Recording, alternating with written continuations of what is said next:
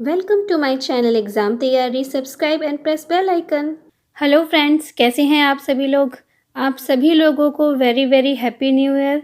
एक नया साल शुरू हो गया है और मैं आशा करती हूँ ये सब साल आप सभी के लिए, हम सभी के लिए बहुत ही अच्छा हो।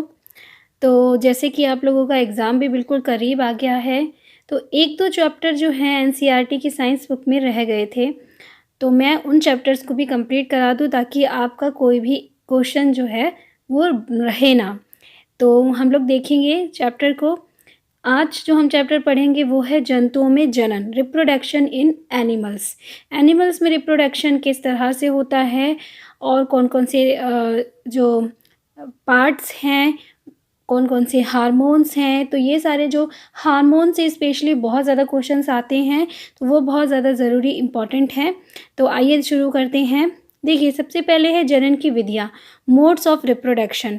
तो पौधों की तरह जंतुओं में भी जनन की दो विधियाँ होती हैं। एक होती है लैंगिक जनन यानी सेक्सुअल रिप्रोडक्शन, और दूसरा होता है अलैंगिक जनन यानी कि एसेक्सुअल रिप्रोडक्शन। ठीक है, तो सेक्सुअल रिप्रोडक्शन यानी कि जो कि सेक्सुअल ऑर्गन्स होते हैं उनके थ्रू होता है, और एसेक्सुअल रिप्रोडक्शन या अलैंगिक जनन जो होते हैं उसमें किसी जैसे कि हम अभी पढ़ेंगे अमीबा हो गया या पैरामीशियम हो गया, उन सब में क्या होता है कि डिवीज़न के द्वारा होता है। तो वहाँ पे कोई भी किसी भी सेक्सुअल पार्ट की का कोई भी रोल नहीं होता है, तो उसे अलैंगिक जनन कहते हैं। हम डिटेल में इन चीज़ों को देखेंगे। तो आइए देखते हैं सबसे पहले लैंगिक जनन यानी कि सेक्सुअल रिप्रोडक्शन को। वीडियो थोड़ा सा गड़बड़ हो सकता है। आज मैंने ऐसे ही डायरेक्ट मैं वीडियो बना रही हूँ, स्टैंड पे नहीं है इसलिए। लेकिन मेरा मेन मोटो था, मैं बहुत ज़्यादा बिजी शेड्यूल चल रहा है मेरा, लेकिन कुछ बच्चों की रिक्वेस्ट थी इसलिए मैं ये वीडियो बना रही हूँ, तो आप थोड़ा एडजस्ट कर लीजिएगा। तो देखते हैं लैंगिक जनन यानी कि सेक्सुअल रिप्रोडक्शन क्या है। जनन जिसमें नर तथा मादा युग्मक यानी कि गैमीट्स का संलयन होता है लैंगिक जनन कहलाते हैं। ठीक है, तो उसमें क्या होता है कि एक मेल गैमीट होता है और एक फीमेल गैमीट होता है। गैमीट्स क्या होते हैं, एक युग्मक क्या होते हैं, वो भी आप अभी आगे देखेंगे। तो उनका संलयन होता है यानी कि दोनों मिलते हैं और उससे जो एक नई का ऑफस्प्रिंग बनता है यानी कि नया जंतु बनता है, वो हमारा कहलाता है लैंगिक जनन।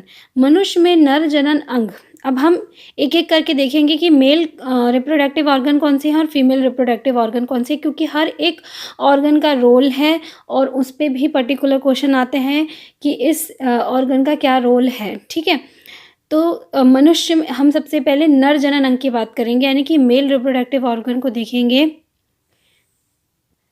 नर जनन अंगों में एक जोड़ा वृषण, दो शुक्राणु नलिकाएं तथा एक शिशन होते हैं। यानी कि यहाँ पे पूरा बताया गया है कि जो मेल प्रोडक्टिव ऑर्गन होते हैं उनमें कौन कौन से पार्ट्स होते हैं। तो उसमें होता है 1 पेयर टेस्टिस और 2 शुक्राणु नलिकाएं यानी कि 2 स्पर्म डक्ट्स होती हैं जिसमें से स्पर्म्स निकलते हैं, और एक शिशन होता है।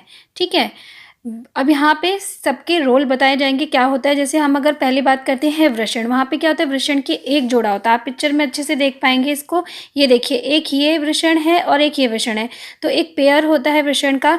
वृषण नर युग्मक उत्पन्न करते हैं। वृषण में क्या होते हैं, नर युग्मक जो होते हैं वो बनते हैं यानी कि मेल गैमीट्स बनते हैं जिन्हें कि शुक्राणु यानी स्पर्म कहते हैं।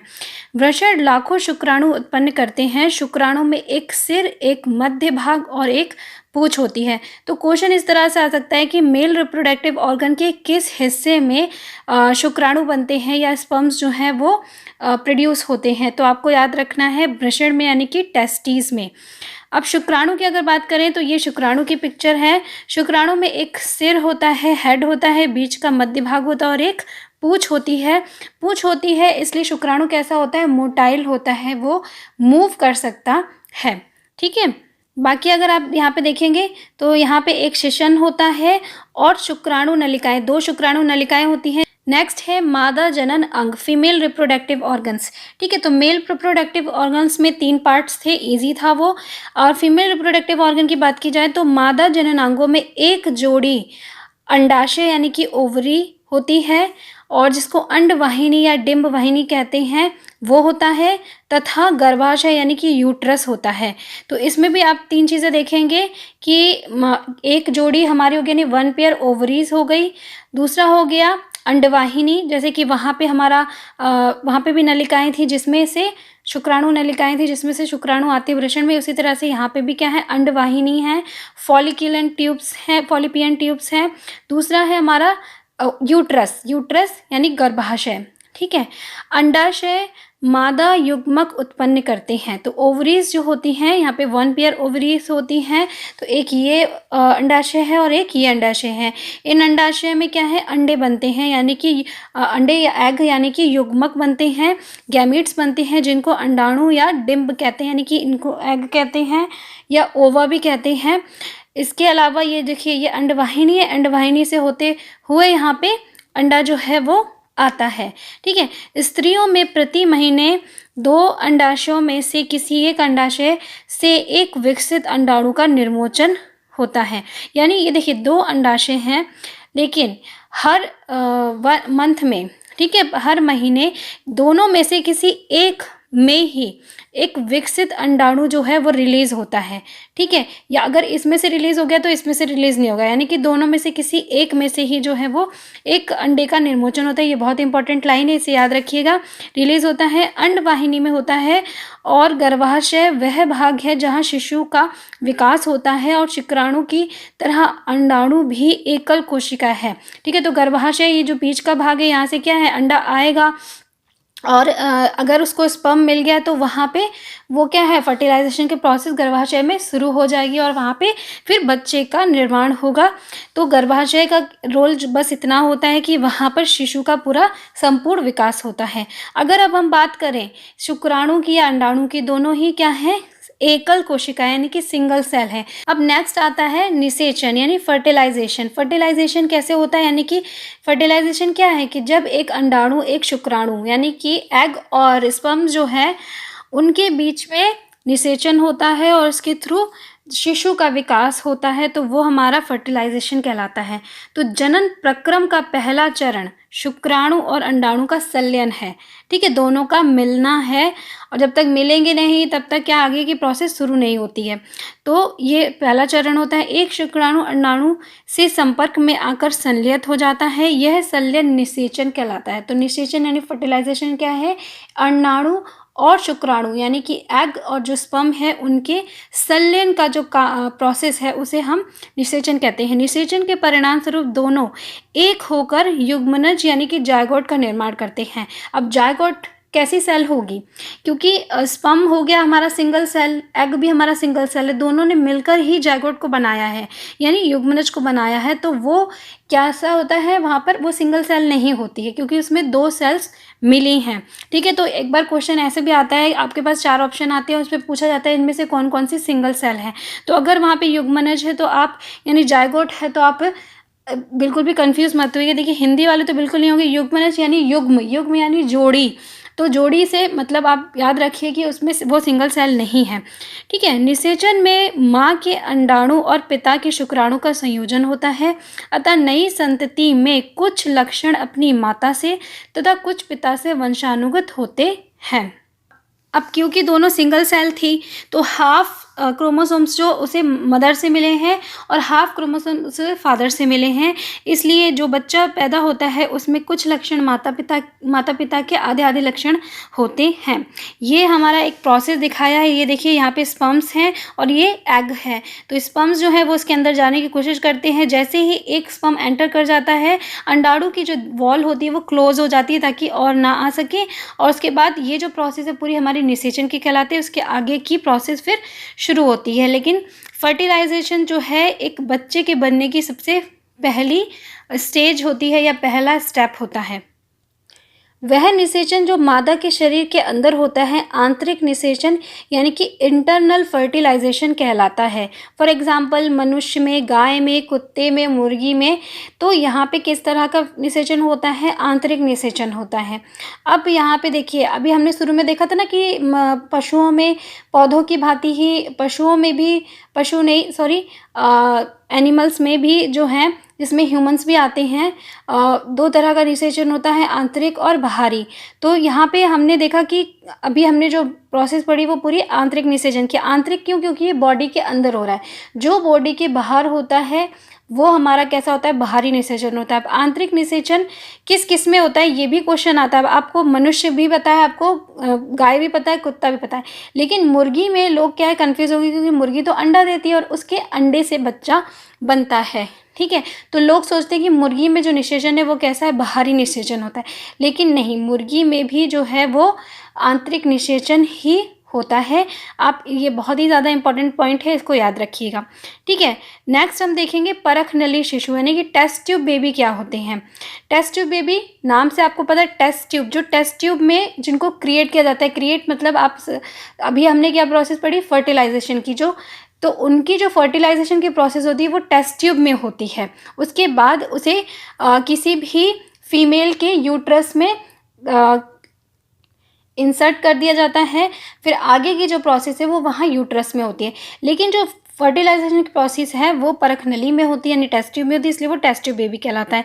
तो अब ऐसा क्यों किया जाता है, क्या रीज़न है, वो जानना बहुत ज़रूरी है, तो इसे अच्छे से समझेंगे। कुछ स्त्रियों में अंडवाहिनी अवरुद्ध होती है। अंडवाहिनी यानी कि जो फॉलिपियन ट्यूब होती है, यानी जिससे अंडा होकर निकल कर आता है यूट्रस में, तो वो क्या होती है, अवरुद्ध होती है, यानी कि किसी भी तरह से मान लिया ब्लॉकेज होगा या किसी भी तरह से डैमेज होती है, तो उस वजह से अंडे जो है वो नहीं आ पाते हैं। अब जब अंडा नहीं आ पाएगा तो फिर क्या है, निषेचन नहीं हो पाएगा, तो जिससे शुक्राणु का मार्ग बंद हो जाता है। अतः इनमें डॉक्टर ताज़ा अंडाणु या शुक्राणु एकत्र करके उचित माध्यम में कुछ घंटों के लिए एक साथ रखते हैं। तो उसमें क्या हो रहा है कि मान लिया उस फीमेल में अंडे तो बन रहे, लेकिन वो क्योंकि ट्यूब खराब है तो बाहर नहीं आ पा रहे, तो वहाँ पे क्या करते हैं कि जब अंडा बन जाता है तो उसे निकाल कर वो एक उचित माध्यम में, यानी कि जितना टेम्परेचर चाहिए, सारी जो कंडीशन होती है फेवरेबल, उन कंडीशन में कुछ घंटों के लिए उन्हें एक साथ रखते हैं, शुक्राणु को और अंडाणु को, जिससे क्या है फिर उनमें निषेचन हो जाता है। तो ये जो है प्रोसेस पूरी एक टेस्ट ट्यूब में की जाती है, ठीक है। और इस प्रोसेस को IVF कहते हैं, यानी कि इन वर्ट्रो फर्टिलाइजेशन कहते हैं। अगर निषेचन हो जाता है तो युग्मनज को लगभग 1 सप्ताह तक विकसित किया जाता है, यानी 1 वीक तक वहीं उसी में विकसित किया जाता है, और उसके बाद युग्मनज को माता के गर्भाशय में स्थापित किया जाता है। 1 वीक तक टेस्ट ट्यूब में ही उसको ग्रो होने दिया जाता है, और 1 वीक के बाद फिर उसको यूट्रस में ट्रांसफ़र कर दिया जाता है, ठीक है। इस तकनीक द्वारा जन्मे शिशु को परखनली शिशु कहते हैं। तो इससे जो बच्चा पैदा होता है उसे टेस्ट ट्यूब बेबी कहते हैं, क्योंकि पूरी जो मेन प्रोसेस, जो फर्स्ट स्टेप था, जो मेन स्टेप था, वो क्या है, टेस्ट ट्यूब में किया जाता है, इसलिए ऐसे बच्चों को टेस्ट ट्यूब बेबी कहा जाता है। और ये जो प्रोसेस है उसको क्या कहा जाता है, IVF। और आजकल IVF का नाम आपने बहुत सुना होगा, ठीक है, फुल फॉर्म भी आपको पता होनी चाहिए, इन विट्रो फर्टिलाइजेशन। बसंत अथवा वर्षा ऋतु में मेढक तथा टोड पोखर, तालाब और मंद झरने की ओर जाते हैं। जब नर तथा मादा एक साथ पानी में आते हैं तो मादा सैकड़ों अंडे देती है। यानी अभी तो हम मनुष्य की बात कर रहे थे, अब हम कुछ जीवों के बारे में देखेंगे कि उनमें किस तरह से होता है रिप्रोडक्शन। तो वहाँ पे क्या होता है कि वर्षा ऋतु में मेंढक जो होते हैं उनमें वर्षा ऋतु में होता है मेंढक तथा टोड पोखर, तालाब और जहाँ पे भी पानी होता है वहाँ आ जाते हैं, और नर तथा मादा एक साथ पानी में आते हैं और सैकड़ों अंडों को, तो मादा जो है वो सैकड़ों अंडों को देती है। जेली की एक परत अंडे को सुरक्षा देती है, क्योंकि पानी में है इसके अंडे तो उससे सुरक्षा देना ज़रूरी है, तो जेली की एक परत होती है।